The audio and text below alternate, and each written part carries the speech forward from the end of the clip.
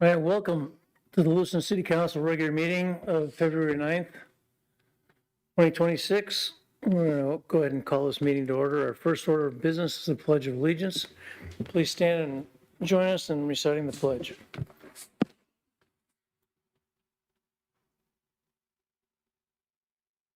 Pledge allegiance to the flag of the United States of America, to the republic which stands one nation under God, indivisible, with liberty and justice for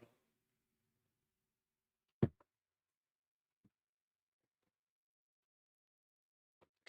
Thank you. Our next order of business is citizen comments. This is an opportunity for individuals wishing to comment on agenda items or other matters they wish to bring to the council's attention, excluding those scheduled for public hearing. As there may not be another opportunity to comment once an agenda item is addressed, individuals are encouraged to speak at this time. Individuals are encouraged to discuss operational issues in advance with the mayor, and in consideration of others wishing to speak, commentary is limited to 3 minutes. Do we have any citizen comments this evening?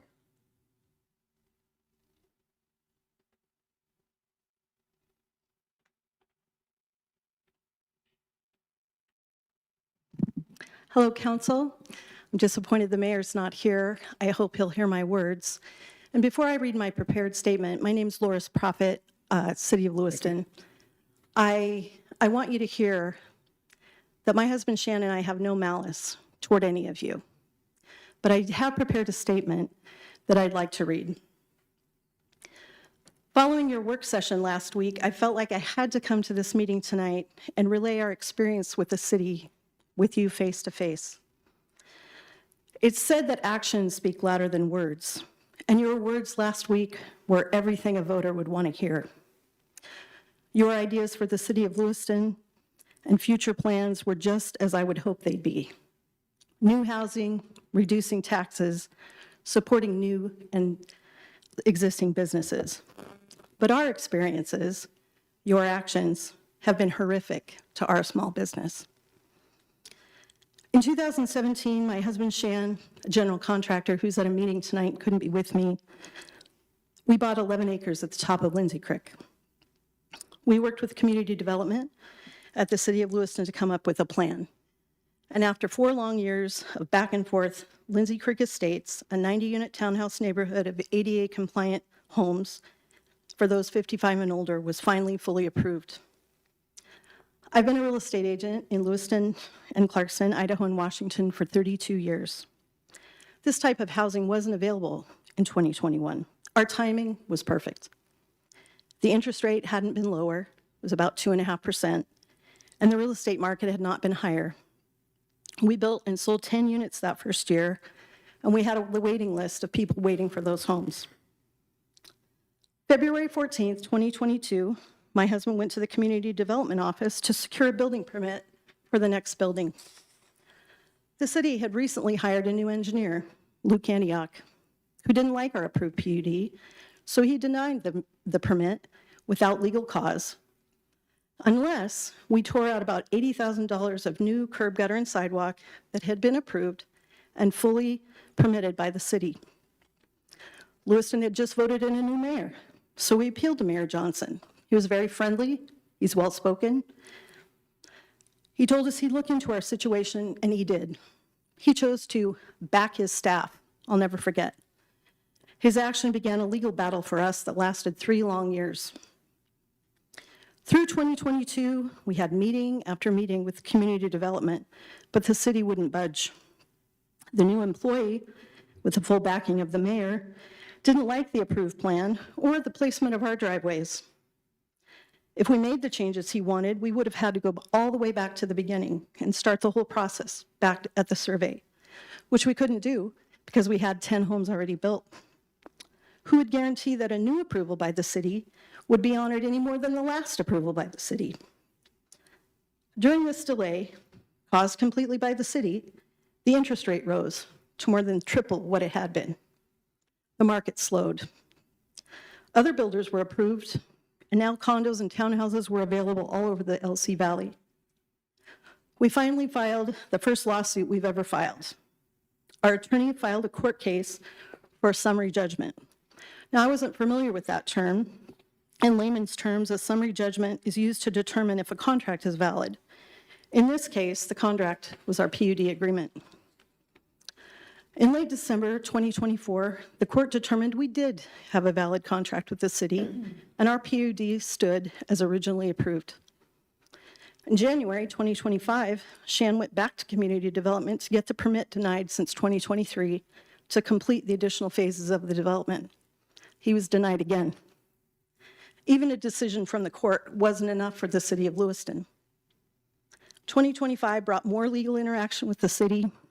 The city's outside legal counsel said, on the record, that if we won in court again, the city would appeal until the profits ran out of money. Can you imagine? Can you imagine a city with the goal of bankrupting a small business? During these years, we took on debt that we previously had not had. We lost employees. We paid hefty legal fees, though only half what the city paid. We delayed our eventual retirement and our son's timeline of taking over the family business. The stress has been tremendous. We tried to mediate with the city, and finally a court date was scheduled for January 26. With the city's legal counsel's words at the forefront of our minds and a sincere desire to put this horrible ordeal behind us, we agreed to settle with the city for $690,000. And you know that because you approved the check. The city treasurer, in a meeting recently, called this budget item an unforeseen settlement. A forensic economist has stated that our actual losses were much, much higher, and we know that.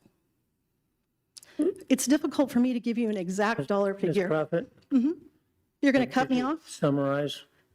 I'm almost finished, or I can Okay. have someone else finish. That's fine.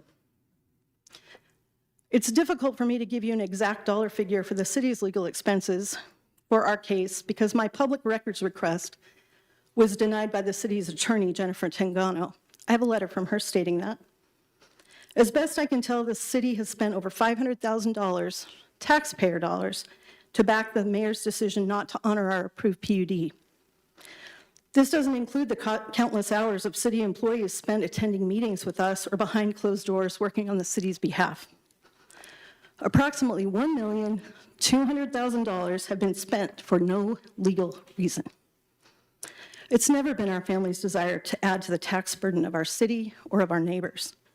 The responsibility for this waste relies solely on the actions of the mayor and of you, the city council. Our experience is in stark contrast to the picture painted at last week's work session. And I'm wrapping it up, Jim. As I said before, actions speak louder than words. Your actions regarding our small business have been less than appropriate. If I hadn't lived through it, I might not believe it. Was this government incompetence, or was this intentional? We may never know. But it's no wonder that our city's in the shape it's in. How many other stories just like ours have been hidden away? You can do better. Our city's future is in your hands. I challenge you to live up to your words and have your actions live up to your words. Our family wishes you every success because if you make good decisions, all of us will benefit. Thank you. Thank you.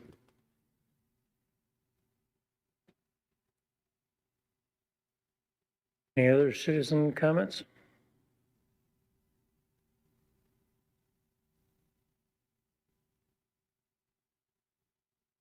Okay, seeing none, we'll move on to item 4, consent agenda.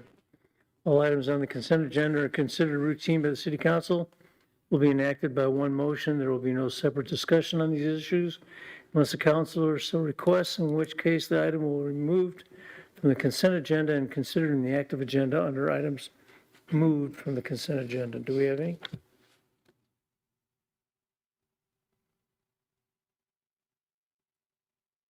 We have a motion. Yep. That's all right. Thank you. Make a motion to approve the consent agenda. Second. Okay, we have a motion and a second. This is roll call. All in favor?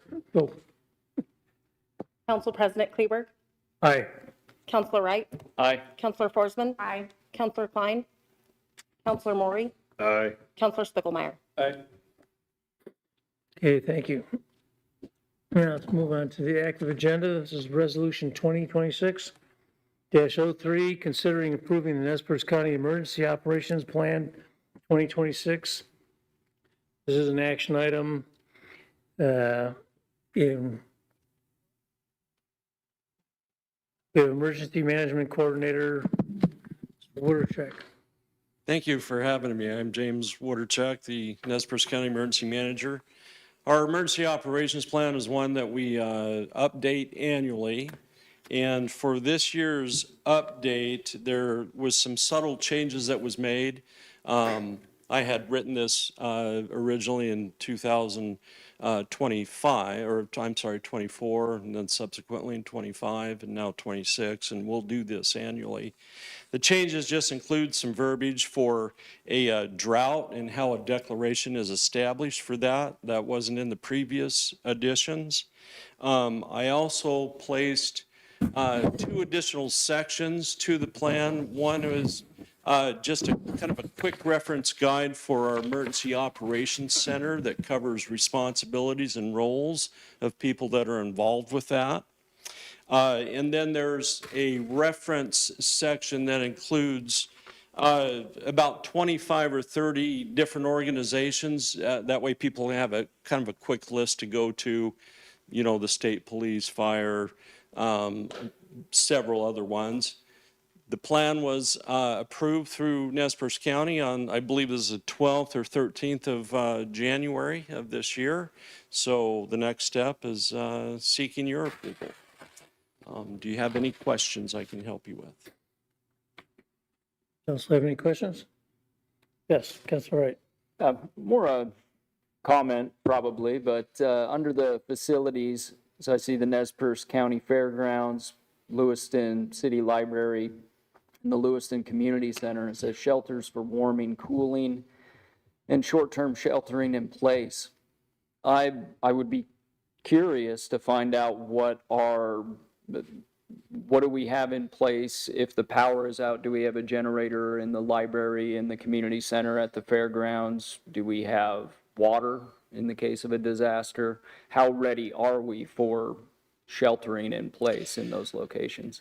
So traditionally, the county kind of relies on the American Red Cross for those types of services. They have their ability, and I think it's in one trailer that they house in Kootenai County, that they can bring to any location that can service up to about 100 people or so. So we don't keep on hand like an emergency generator and some of those things that are portable. As far as like this building goes, I honestly don't know if it has a generator or not. Okay. But I can find out for you. Thank you. Yeah, just what our level of readiness is. Sure, in these absolutely. locations. That'd be Absolutely. great. As far as like, you know, water and things like that, I don't stockpile as emergency manager a lot of, you know, things like water because it's very readily available to go purchase. What happens to it is it gets kind of stored in an uncontrolled climate, and I don't think it lasts as long as it does when it's in a controlled climate, you know, like a grocery store. So pretty easy to come by. So there's some things like that I do a little bit differently than past emergency managers. Gotcha. Okay. Thank you.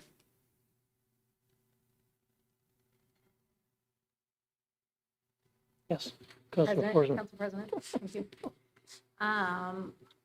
What is our, 'cause, you know, some cities have color codes, you know, red means get going, yellow's kind of be aware. What do we have?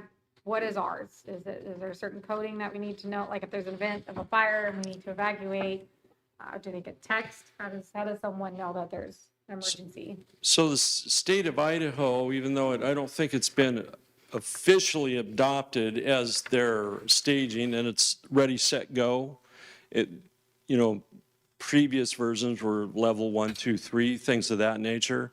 But Ready, Set, Go is what is written into our plans, and that's what I teach, and that's what we follow. I think that the state will eventually, and Greg Reitmeyer could certainly answer that better than me, but I believe they are going to officially adopt it at least in the coming year or so.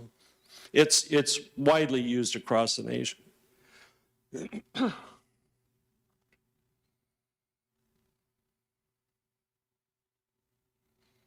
Anything further?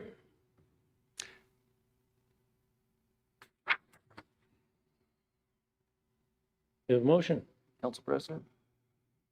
That's all right. Make a motion to approve resolution 26-03.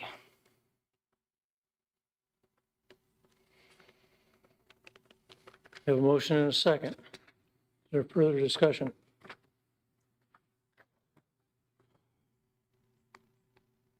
Clerk Brockie? Council President Kleberg, Aye. Counselor Wright, Aye. Counselor Forsman, Aye. Counselor Klein. Aye. Counselor Maury. Counselor Spiegelmeier. Aye. Okay, motion passes. Thank you. Thank you. Okay, next up, item B, alcohol beverage liquor license, considering approving a request from the Courtyard by Marriott at 2647 Nez Perce Drive to add serving and selling liquor to their alcohol beverage license. This is an action item. And we have Director Grow here, I think. Anything to add?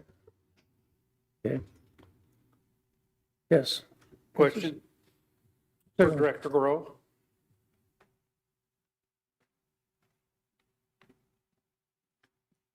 Shannon Grow, Community Development Director.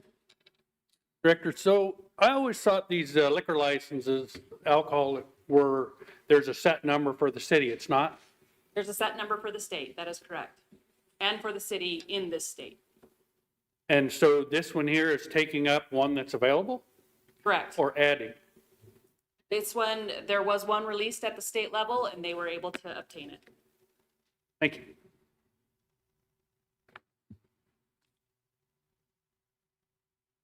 Anything further? There's Yeah. quick question. The Courtyard by the Marriott, is this a separate business? No, this is the Marriott up by the movie theater, Oh, the okay. new hotel up there.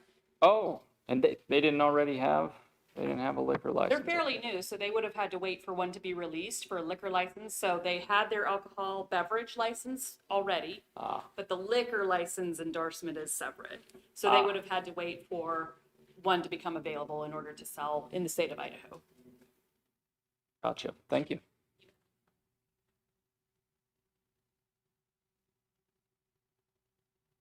Anything further?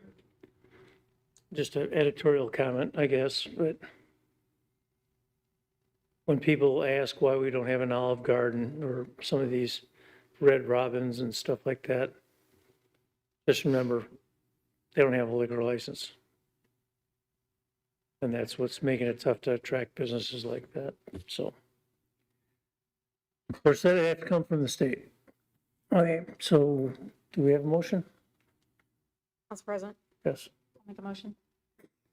Motion to approve the request from the Courtyard by Marriott and to serving and selling liquor to their local alcohol beverage license. Second. We have a motion and a second. This is a voice vote. All in favor, say aye. Aye. Aye. Opposed? Motion carries.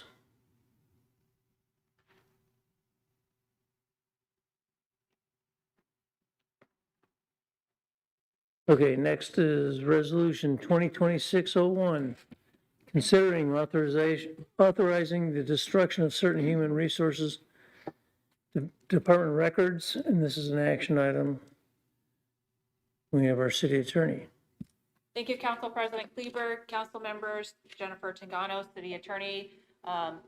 City Resolution 2026-1 authorizes the destruction of several human resources records, namely personnel files of former employees who separated in the year 2015 or earlier, COBRA records from the year 2022, Percy records from the year 2020, and FMLA files and other medical documentation of former employees who separated from the city in the year 2020 or earlier.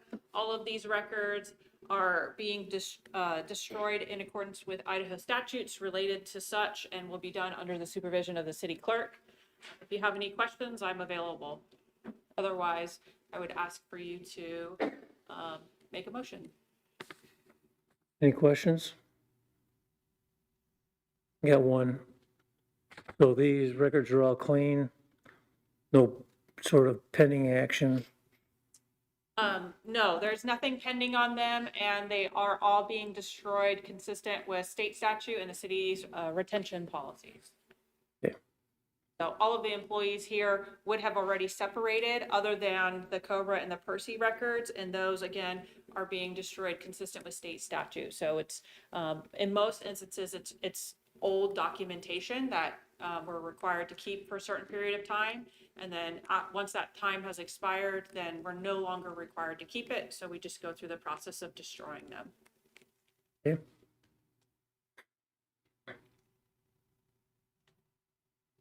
That's all right. Make a motion to approve Resolution 2026-01. Second. Have a motion and a second. There further discussion? Council President Kleberg, Aye. Councilor Wright, Aye. Councilor Forsman, Aye. Councilor Klein. Aye. Councilor Maury, Aye. Councilor Spiegelmeier. Aye.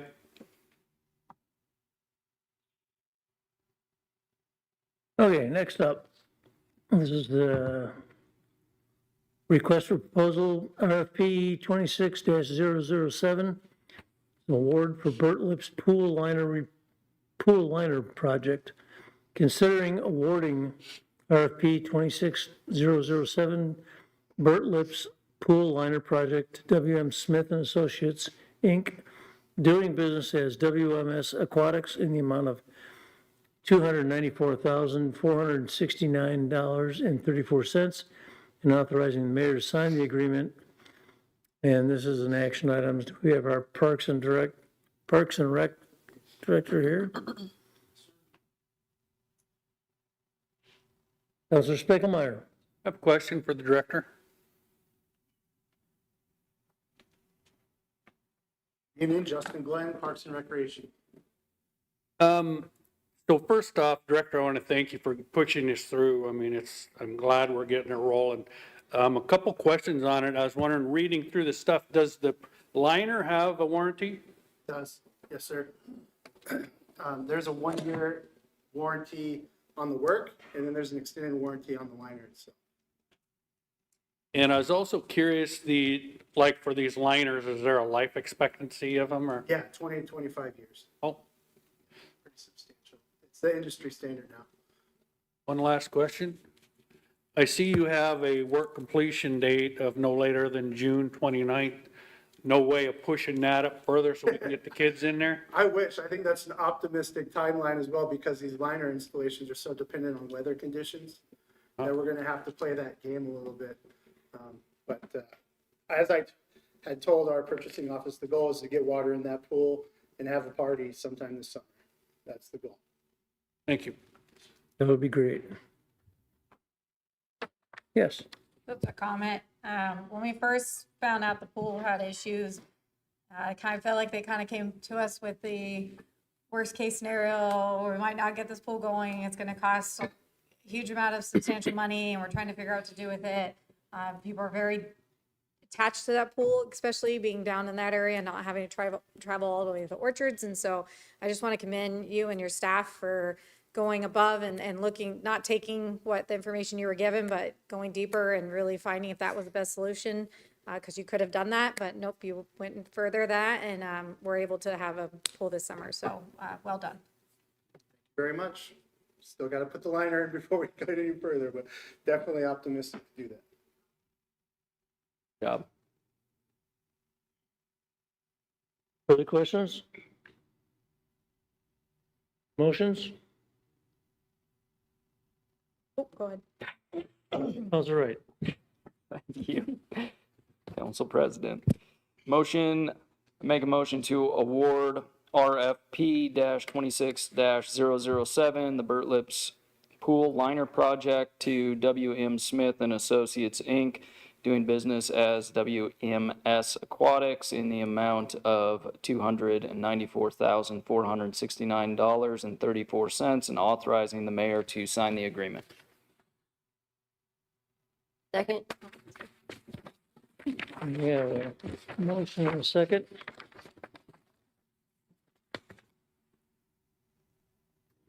This is a roll call. Council President Kleber, Aye. Councilor Wright, Aye. Councilor Forsman, Aye. Councilor Klein. Aye. Councilor Maury, Aye. Councilor Spiegelmeier. Aye. Excellent. Okay. We'll move on to item E. Resolution 2026-06, considering authorizing submission of a build grant application and committing a local match for design costs. It's an action item, and we have Public Works Director Dustin Johnson. Good evening, Council. Dustin Johnson, Public Works Director. As you may recall, 2025, we floated 2 general obligation bonds for, the nexus was the water sewer, stormwater underneath Main Street, but it was all part of a Main Street reconstruction because of the nature of the pipe replacement. You dig almost storefront to storefront. If you didn't remember, those bonds did not pass. It's a supermajority, 66% plus 1. Nevertheless, those pipes in Main Street still need to be addressed. And so staff has pivoted and moving forward to what is called a build grant. So building, it's a federal grant. I'm going to give you all the acronyms tonight. Building Better Utilizing Investments to Leverage Development, BUILD. It is through the U.S. Department of Transportation. So it is a transportation grant. But as I said, the pipes, some of the sewer pipes are 16, 20 feet deep. So when you kick those slopes back, you're replacing basically all the sidewalk. And so this grant would cover the majority, well, it would cover all transportation costs. And so you're left holding only the replacement of the pipes underground, which makes that project more affordable from the city's perspective to cash flow that. That's all the background that doesn't necessarily matter.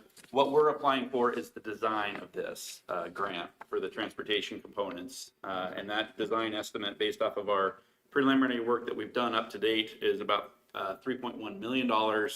And since it's a federal grant, it would be administered by LTAC, which is the Idaho Transportation Local Highway Technical Assistance Council. So all told, that is, what is that, 3.2 million in change. For the grant, we would only be obligated for the local match, which is 20%. So that's what's outlined in that resolution in front of you, is that the city is committed to pay for that 20% match of $663,000. So that grant is due, I believe, February 24th. So turnaround time is really quick on this one. We have some consultants working on it with us. We feel like it's a pretty competitive grant, but you never know. It's competing nationally. So the grant, if we were awarded the grant, we would take that grant, design it. It would take probably a couple of years to work through the process, design the underground stuff, bundle it together, and apply for another federal grant for the construction, which would be, far greater in the roughly right now, I think we're at 30 million, maybe more, once time moves forward. So this is only the step that you're, telling the federal authorities when we turn in the grant application that we're good for the $660,000 local match, and then you would have to accept the award. So you're not really locking yourself into anything tonight. You're just saying that we have the money available if we were awarded the grant for the design. So with that, I'm here for questions. Mr. Spiegelmeier. So Director, in that you mentioned like this grant, it's only good for FY '26? No, it would be whenever they award it. So we would have to amend our budget. If they awarded it, it would probably be 27.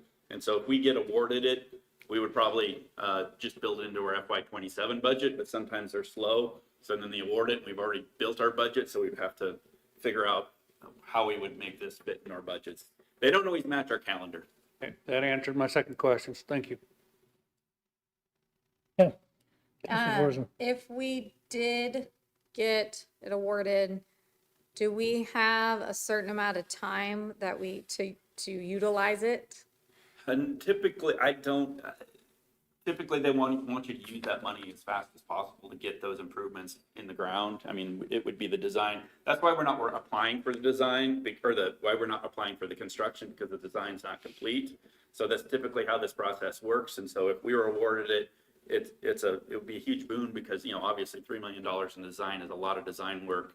And then when they run out the next one, we'd be very competitive for the construction. So the answer is yes, we want to go as fast as we can so we can stay on the schedule to award when construction's available. But I don't think we would have a pinch just because we've done so much work up front. We're ready to, we're at preliminary design in order to get us those estimates for the bond. So now we would take it from basically 20% design to 100%, and then we could roll that into the next grant, grant for construction. Follow up? Sorry. Just for clarity's sake, so this is just the design, and then we would have to do the construction, but we'd have to do the piping first, right, before we repair the top. So we'd have to have that money and ready and that done before we could. If we were awarded the design, we would move forward with the design, and then we would get basically an estimate, because we're still working with ITD, so we have state money for the transportation stuff too. And so we would work it out with the state of Idaho and the federal government of how the total cost estimate for just transportation component, and then we would build in future budgets, FY27, FY28, whenever the construction, or 29, whenever that construction schedule was set. We would pay out of our own ratepayer, because we're just awarding it to one contractor. So we would have all our different colors of different money. This part would come from the federal government for the transportation component, and this component would come from our water and sewer rate money to one contractor. So it's all part of the accounting. We do with this on a lot of grants. It's not as complicated as this, but we'll do multiple grants or local match. At the end, the contractor doesn't care, and a lot of times we're awarded the money from different pots of money, and some of it's our own money, and we give it to the contractor. So it's all part of the accounting. That's all right. Thank you. So if we were awarded the grant for design costs, does that guarantee us a grant for construction costs? Not necessarily. It would have to be awarded at the federal level.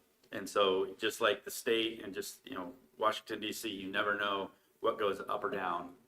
And so every transportation bill, this build grant, I call it the RAISE grant. It's been the COBRA grant. It's got different names. And so every Congress, when they set these up on these federal bills, billions of dollars, that's where these grants come from. So we're relying on future transportation dollars to be obligated into the federal budget for future grants.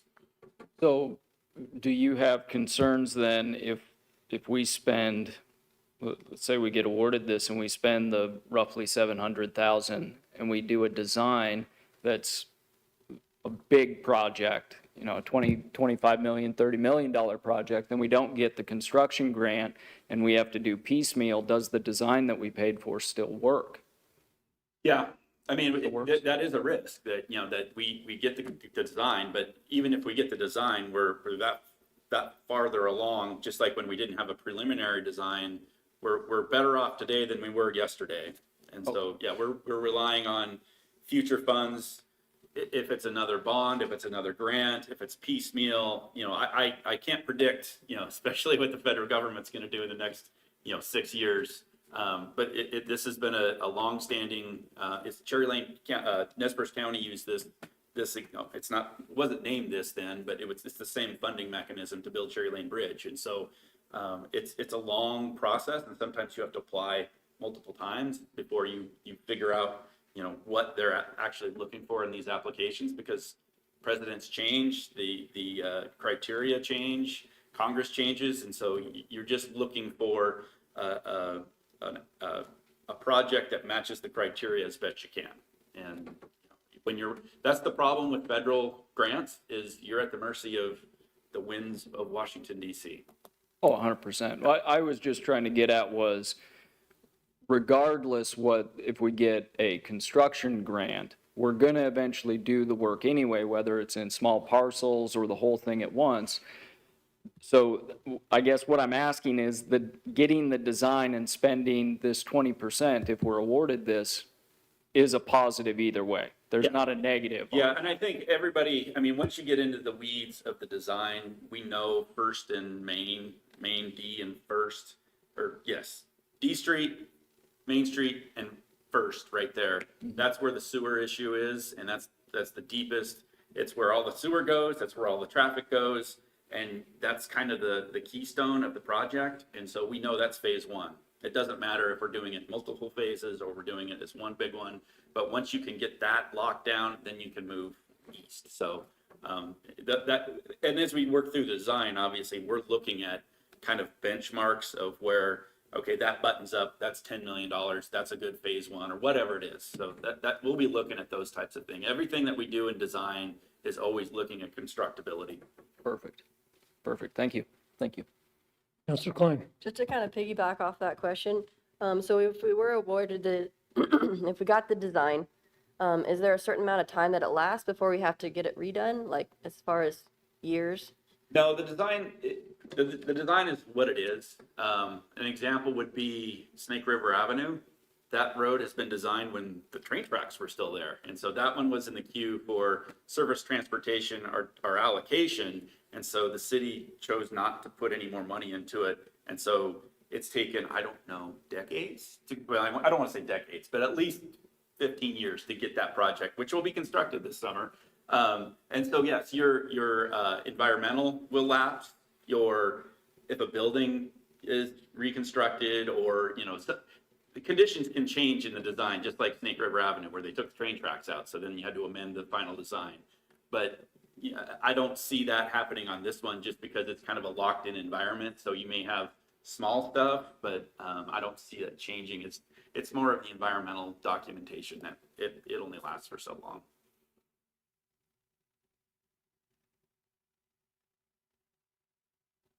Councilor Spiegelmeier.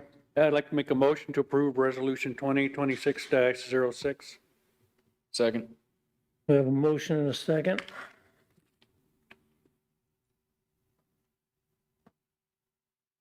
Council President Kleberg, Aye. Councilor Wright, Aye. Councilor Forsman, Aye. Councilor Klein. Aye. Councilor Maury, Councilor Spiegelmeier. Aye.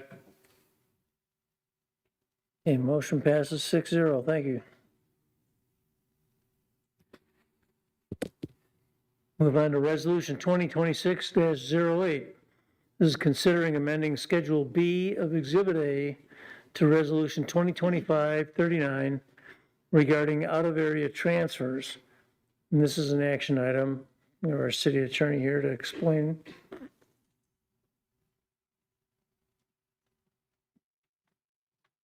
Thank you, Council President, Council Member Jennifer Tangano, City Attorney. So before you today is a proposed resolution that amends this it's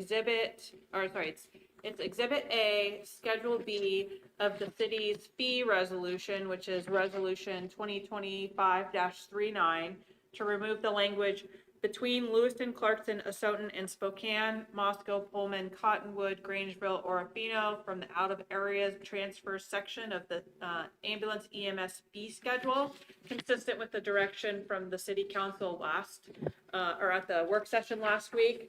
I would note that the motion that was made was to draft an ordinance related to this. I reviewed Chapter 7 of the city's city code related to EMS and ambulance services, and there's nothing similar or anything specific in our city code that actually regulates these type of ambulance transfers, and for the most part leaves it up to policy and our MSAB recommendations. The fee schedule in and of itself just sets the fees that the city could charge when you doing this particular service.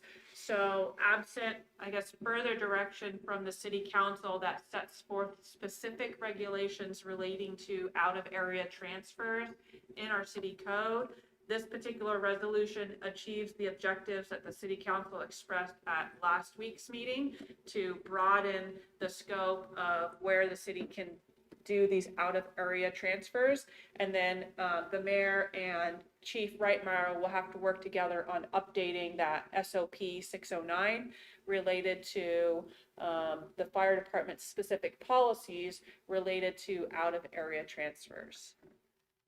Have any further questions, I'd be happy to answer them. Any questions?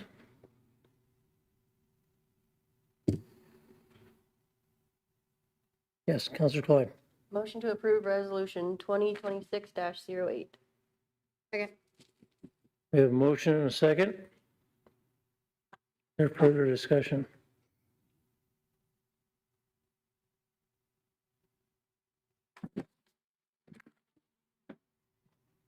Okay, Council President Kleberg, aye.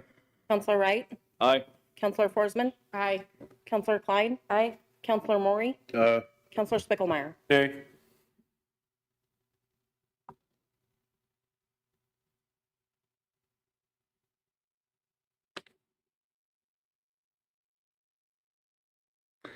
Okay. That'll bring us down to item G, ordinances. Item 1, first and second readings. This is ordinance 4959, considering amending Lewiston City Code Section 37-3 relating to the definition of parking lot, amending Lewiston City Code Sections 37-146, 149, 151, and 153 related to parking lots, and repealing and reserving Lewiston City Code Section 37-147. This is an action item. We have Ms. Hollingshead here. If anybody has any questions?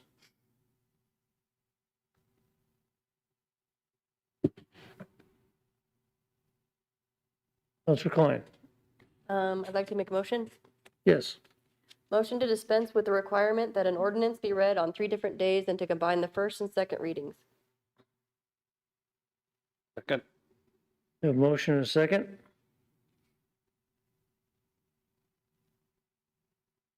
Further discussion? All in favor, say aye. Aye. Aye. Opposed? Motion carries. Now moving on to the next item, which is to motion to combine the first and second readings of ordinance 4959. Counselor Klein. I'll do that one too. Motion to combine the first and second readings of ordinance number 4959. Second. We have a motion and a second. Further discussion? Also a voice vote. All in favor? Aye. Opposed? Okay. City Ordinance Number 4959, an ordinance of the City of Lewiston amending Lewiston City Code Section 37-3 relating to the definition of parking lot, amending Lewiston City Code Sections 37-146, 37-149, 37-151, and 37-153 relating to parking lots, repealing and reserving Lewiston City Code Section 37-147 and providing an effective date. Here, Clerk Brocky. Okay, we'll move to item 7, unfinished new business. City Councilor comments. These are comments shall not be related to an item currently before the City Council or an item that may come before the City Council in the foreseeable future and shall be limited to comments, not discussion. Have any City Councilor comments this evening? Counselor Forsman. I just want to extend kudos to Council Spiegelmeier when the addition to the new director in Parks and Rec. Council Spiegelmeier also was very diligent about the pool and making sure we were staying informed and updated and keeping that going. So it really meant a lot to the community. I agree. Thank you. Any further council comments? City boards and commission liaison updates. Do we have any this evening? President. My meetings are this week. I have a disability advisory meeting and then also the URA. URA tomorrow. I am not able to attend that. I have some doctor's appointments going on, but Council Wright will be there in my absence, so be able to get our next meeting on that. Okay, I have one. that's all right. Thank you.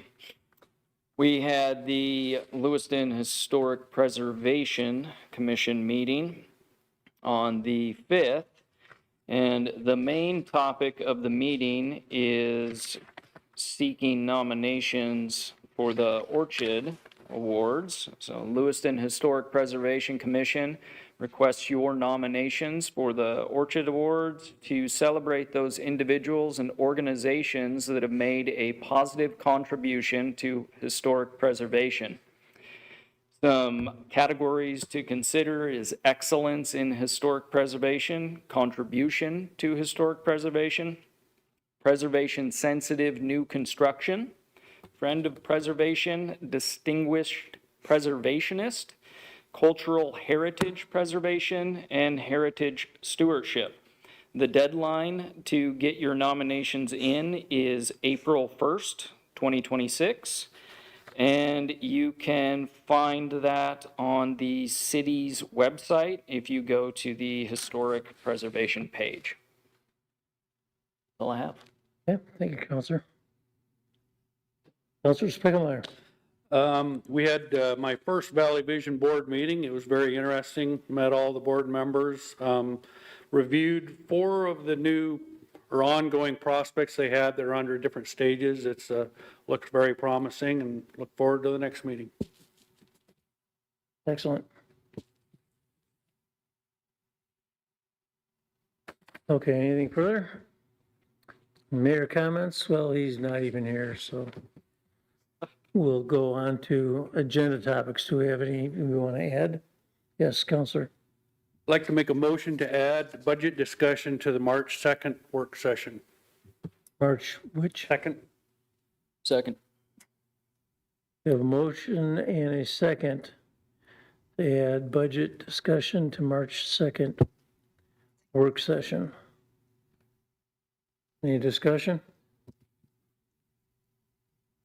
All those in favor say aye. Aye. Aye. Okay, President, yes. I'd like to add at our next regular meeting, which would be March 9th, to have Michelle King bring homeless stats for, I believe, 2025, last year's homeless stats, and how it's affecting the valley, how many are in there. It's more just an opportunity for her to share information so that as councils are aware of what's going on in our valley. Okay, Second? got a motion and a second. Council member, to clarify, are you talking about the point in time count stats that you're talking about, or is there different types of stats that you'd like her to bring? Whatever the stats that they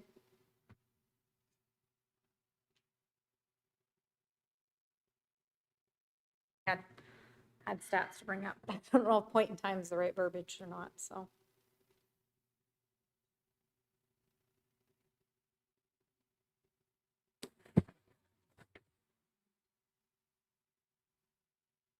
HUD, it's basically the HUD stats for 2025. Not basically, it is, excuse me.